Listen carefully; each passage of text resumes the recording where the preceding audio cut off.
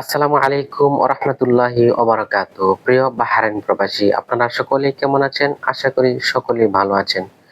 আমরা সকলেই জানি যে সেটেলমেন্টের টাকা অর্থাৎ ঘুষির টাকা উঠাতে হলে আমরা সকলেই সোশ্যাল ইন্স্যুরেন্স অর্গানাইজেশন এই ওয়েবসাইটে আমাদের ব্যাংক অ্যাকাউন্ট, আইবিএন সার্টিফিকেট এবং আমাদের সিপিআর এবং আমাদের পাসপোর্ট কপি আমরা পিডিএফ করে আমরা ওখানে গিয়ে সেট আপ করতে হয়।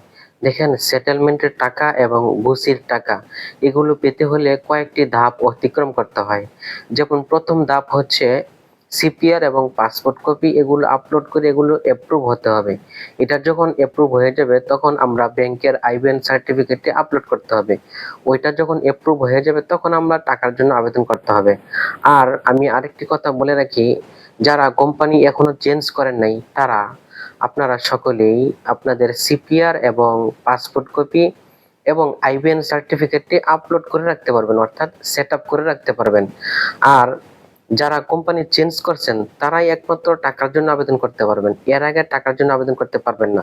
দেখেন, আমরা যখন কোনো কোম্পানি চেঞ্জ করি তখন আমাদের হাতে কিন্তু বেশি সময় থাকে না, অর্থাৎ আমাদের হাতে খুবই অল্প সময় থাকে।